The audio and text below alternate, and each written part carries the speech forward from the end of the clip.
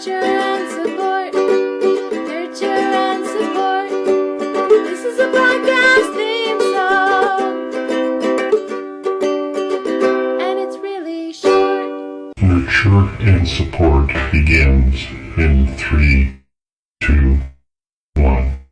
Welcome back, everybody, to another episode of Nurture and Support, the recommendation podcast where we share all the awesome every week. I am Mel at Karmic9 on Twitter, and over there is Kelly. Hello from over there. It's Kelly Toole at KELLYTHUL on Twitter, and glad to be back for another week of recommendations. Yes, because we have, I'm sure, some fun ones today. That's right. And only recommendations. And no social media recommendations. That's right. That's right. Because we're gonna skip out on social media recommendations this week because all of you out there, you need to follow yourselves. Look at yourselves. Love yourselves. Give yourself a hug. Look in the mirror and give yourself a pep talk. There you go. I don't know. We're lazy, and there we go. So maybe y'all can give us social media recommendations this week. That would be awesome. That's right. So, as far as recommendations go, I have a game app to recommend this week.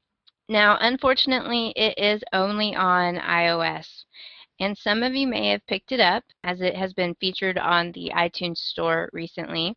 It's called CardCrawl, and it's by a company who I just think the name is cute, Tiny Touchables. It's an interesting name. Sounds wrong. I think it's cute. It is going to cost you a little bit of money. It's $1.99, but I don't believe, now I don't know if they will come out in the future, but right now there's nothing for you to buy in the game. So it's $1.99, nothing, no power-ups that you buy in the game, anything like that. So how they describe this game is that it's a solitaire style dungeon crawler played with a modified deck of standard cards. So essentially, it's a card game. It has some really, really cute drawings and animations in it. When you first start the app, it has a really neat kind of 3D video-esque opening. Kind of looks like a shadow box type thing. I mean, you really get some depth and 3D going on there. It's really cool on a Retina display. And if you've got one of those, I suggest you check it out because I like just watching it, the app start. It's really cute. I like it. So it takes the premise of a classic dungeon crawler type game, trolls, monsters, you're a knight with a sword and armor, and you're battling monsters and hopefully getting some loot in the bargain and hopefully emerge from the dungeon victorious. So they've taken that premise and put it into a card game. Now, we're all familiar with, those other card games out there, Magic the Gathering, things like that. This is just based off a regular deck of cards. So there's 54 cards. You've got, the reason they're calling it like solitaire based is when you get into the game, you've got this troll-looking creature in a bar, and he's dealing out cards to you. So you are represented on the bottom square of 4 letters laid out, and then above that row is another row of 4 silhouettes. So your card is represented by this little avatar in armor. You start off with 13 health, and interestingly enough, as your character loses health, as you will, your avatar gets increasingly beat up, which is a nice touch, I thought, until in the end you're a skeleton with your helmet still on and your armor and everything. It's kind of cute.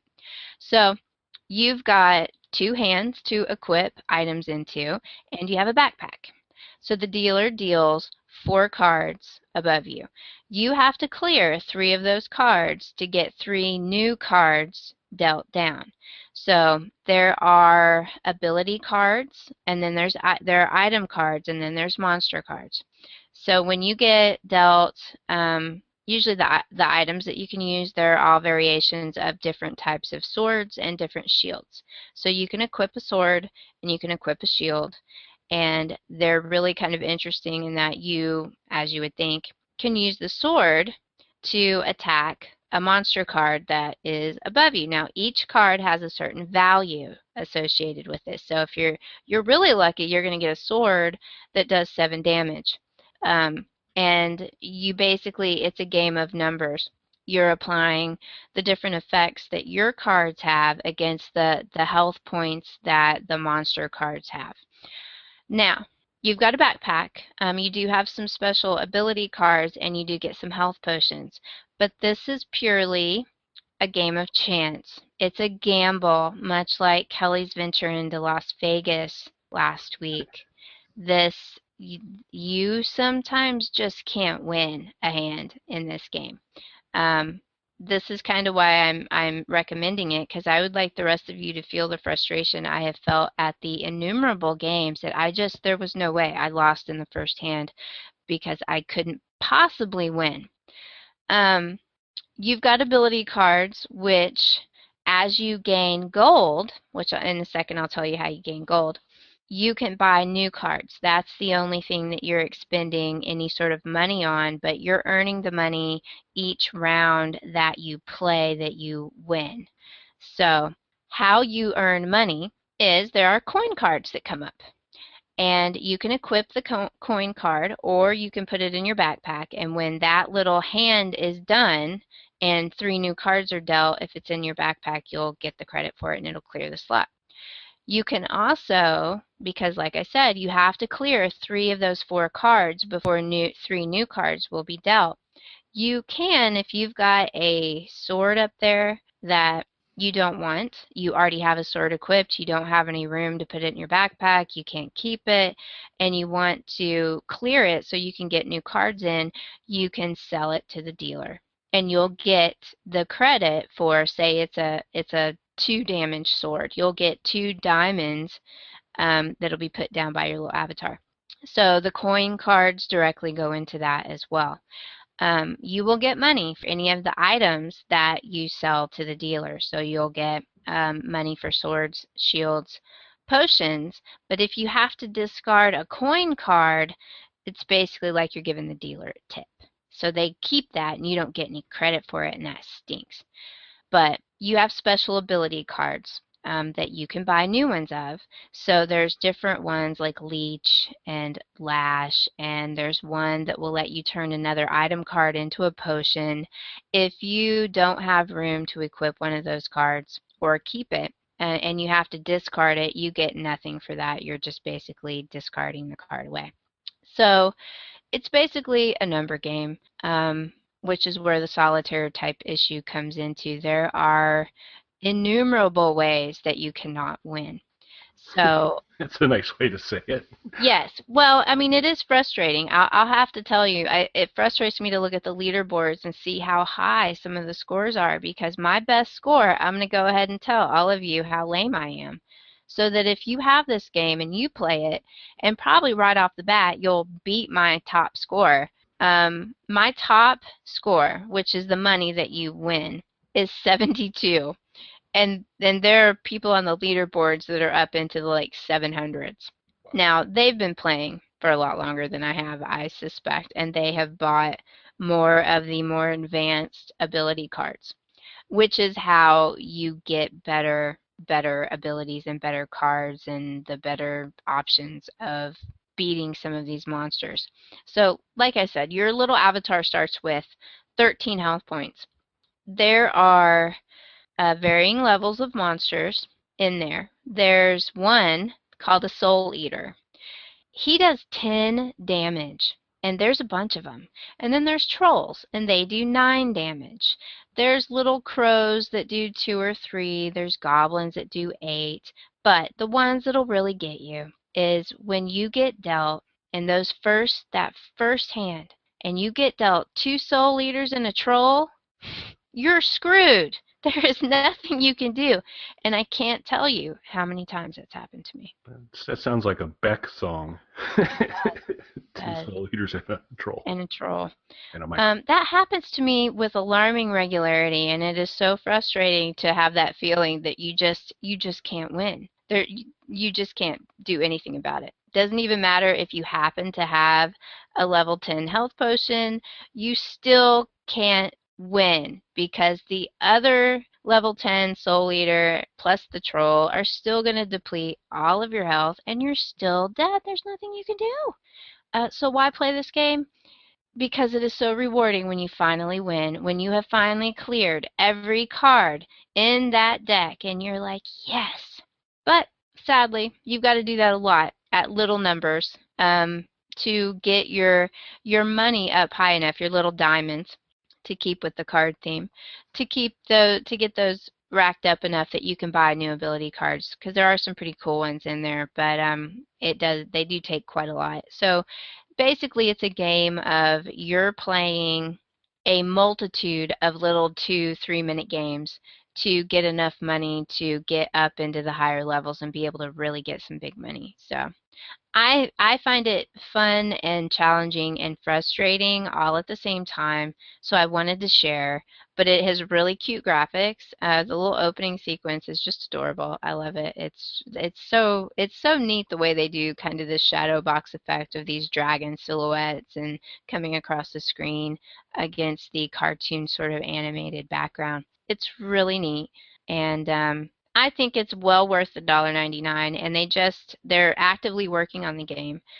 They just did an update a day or two ago that fixed one of the bugs that I didn't even know was a bug. I just thought it was the way the game was, where when you moved a potion out of your backpack and used it, it didn't clear your backpack. I thought that was just another frustrating element of the game, but it turns out it was a bug.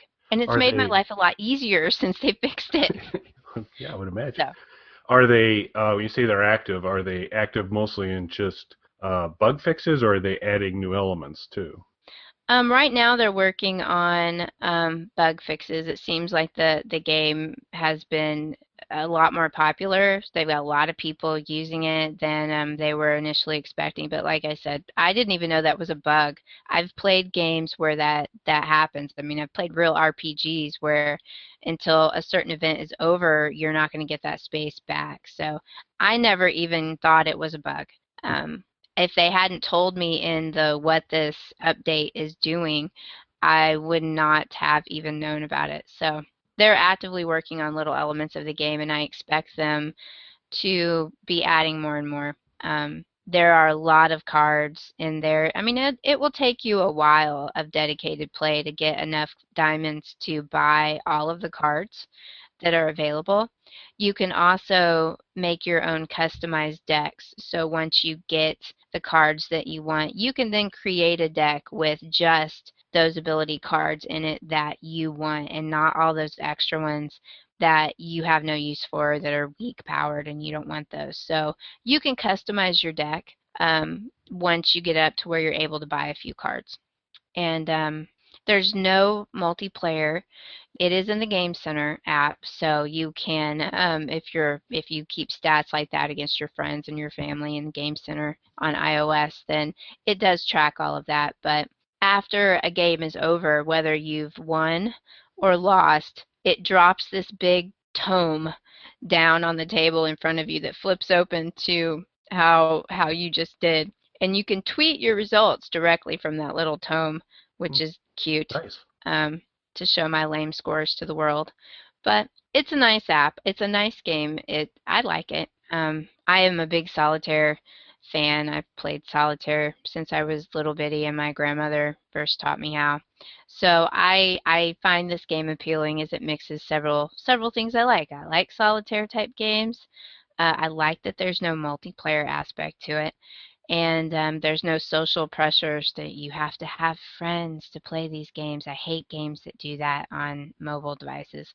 And it mixes dungeon crawlers, which are one of my favorite genres. So it's fun. I like it. For a card game, I find it very entertaining. Frustrating, but entertaining. And here I thought it's a troll dealer. Is that the? He looks like a troll. Yeah. I would have thought he only would give you clubs. Sorry. Oh well. See how long I waited for that? You did. Thank Patiently. You. I said there would be time. You did. Excellent. Well, that sounds really fun.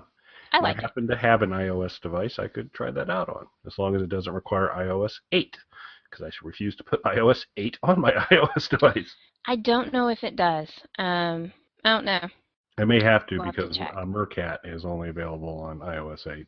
I want to play Oh with that a God. little bit. So, and it's not on Android yet, so we'll see on that. So maybe Eh, more on Mercat later if I can ever have a device that I can try it out on. We'll see.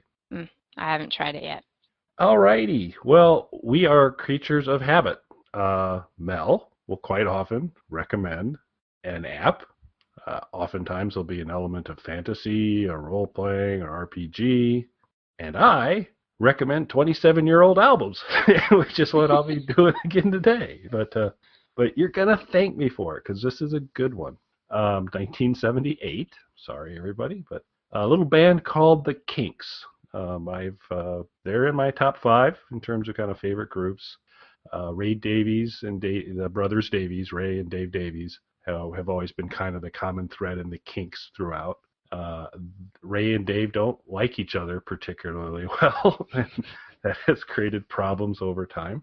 But when they're getting along well enough to put some music together, it was good stuff. And Misfits is the name of the album, and it's one of my favorite Kinks albums. It's a really diverse set of songs, and Ray Davies does the lion's share of the songwriting, as he does with most Kinks albums.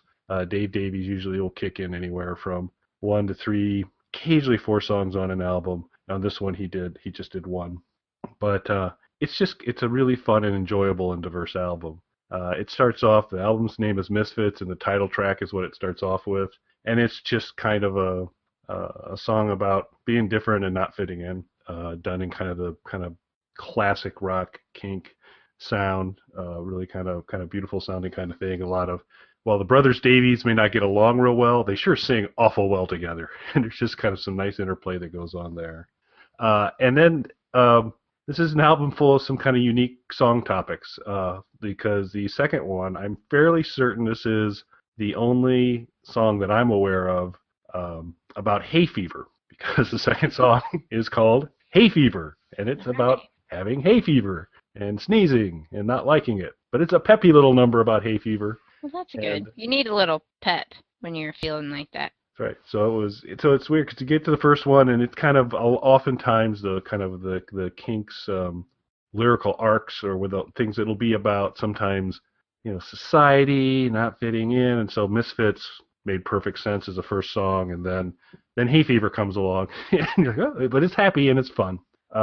And then if you're kind of up, then there's a Dixie. It's a heavily almost Dixieland sounding song called Black Messiah, and this is kind of a song about extremism, people kind of pushing hate, and them kind of saying, at the end of the day, maybe we ought to try and find ways to work together. So it's not like, it doesn't get like particularly judgy of, it's not like a political song in the spirit of, I don't like people of this point of view or that point of view. It's more about, boy, if you take that really strong point of view that we're good, you're bad, we're going to hurt you because we don't like you, kind of suggesting perhaps there's a better way, perhaps we should try and get along, perhaps there should be a little less hate, which is very, very noble sentiments. But it's just this very interesting combination of some pretty punchy lyrics here and there across some bang-up Dixieland stuff. So some nice trombone action and those types of things there. And then there's some more standard kind of rock and roll fantasy is the name of the next track, and it's like a more standard, good standard Kinks song. It's fun. It's good to listen to. And the first side ends with In a Foreign Land, which is a nice little ditty about tax evasion and realizing after he paid all his taxes, he had more taxes to pay. So he goes to the land of bananas and sand, and kind of basically goes to a little island to live. And again, very kind of happy and fun little song. Mm-hmm. And so when I got this album and got through the first side, I said, oh, I'm really enjoying it, and I'm pretty sure I'll never see anything as strange as Hay Fever on this album for the remainder of it. But I was wrong, because the second side starts off, and so for you kids out there, when I talk about sides, music used to be conveyed on these things called albums that had songs on 2 sides. You'd have to flip the record to hear the second side. Yes. So song number 6 for you keeping track at home. The halfway through the album, the next song comes up, which I thought Hay Fever was unique, but then comes Permanent Waves, which in kind of reading through the songs, I thought, wow, this is going to be kind of maybe something about sound, something about the world changing. No, it's about getting a perm. and, and it's Ray Davies kind of saying, I'm not cool, I don't fit in, but boy, once I get those permanent waves, I'll be cool. You'll all think I'm awesome. And it's again another really, really fun song to hear. And I did not check before the show if this is on Spotify, but I gotta think all these are on Spotify. Probably. Then there's a Live Life, which again is some good solid, good old Kinks stuff from there. And then second cross-dressing song that I've provided some recommendations to on Nurture and Support. You may recall back to the Special Forces Alice Cooper's days when I talked about Prettiest Cop on the Block, about Alice as a 6-foot-tall, hammer-face cop that dressed like a prostitute. This one is called Out of the Wardrobe, and this is just more about a guy that surprises his wife one day that she came home and he came out of the wardrobe or closet wearing her clothes and just kind of telling that story, which is, a continuation. It's not the first visit for Ray Davies in this venture. Obviously, Lola, one of their greatest songs of all time, kind of gets on that too. Yeah. But it's Lola-esque, but done to a kind of a different pace from there. And then Trust Your Heart, which is actually the one Dave Davies song on here, which is a really good rockin' song, and finishes off with Get Up, which is another good Kinks song. But I always found the Kinks to be Ray Davies, a particularly gifted lyricist, storyteller. The interplay of voices between Ray and Dave Davies was always fun and good. They're a great power group, power pop, power rock group, chord group. They do that really well, but they're just good musical craftsmen. And this album has all these different song styles of Dixieland and more kind of straight rock and roll and some kind of ballads and the almost not a Jamaican, but sort of a Jamaican feel for in a foreign land when he's making his escape. And so you get a lot of diversity in sound. It's all eminently listenable, really kind of fun and enjoyable stuff. And then there's just quirky little moments of Hayfever and permanent waves and all that make it just kind of a really kind of enjoyable listen.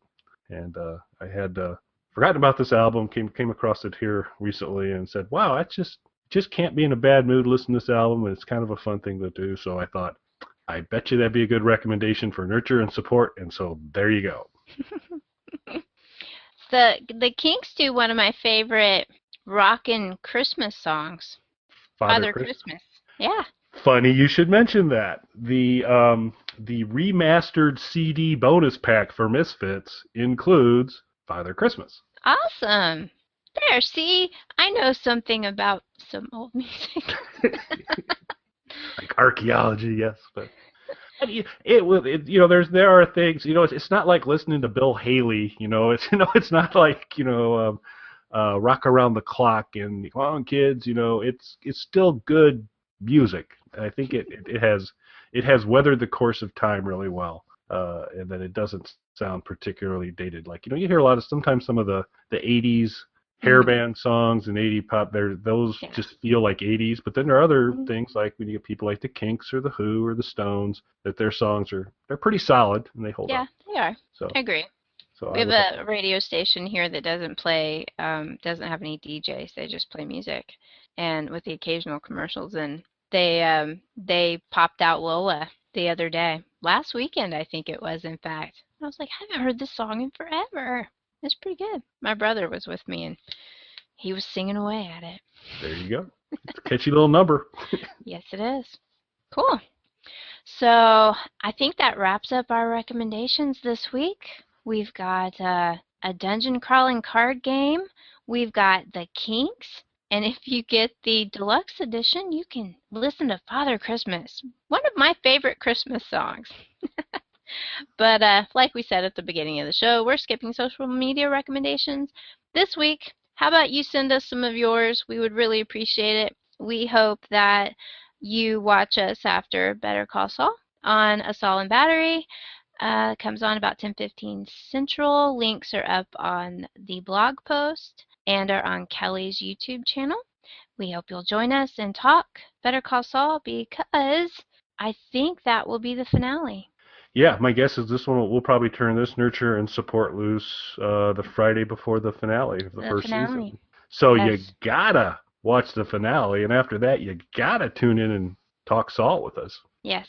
So we can mourn the Kettlemans, maybe. Yeah, they've We'll gotta see if they come back back. somehow. So we will be back next week with more recommendations. Until then, send us some of yours. Talk to us. Send us an email, a tweet. Well, maybe not an email. I'm not sure if we're checking your email very good. Tweets are better. Tweets are faster. Yes. So we'll talk to all of you later.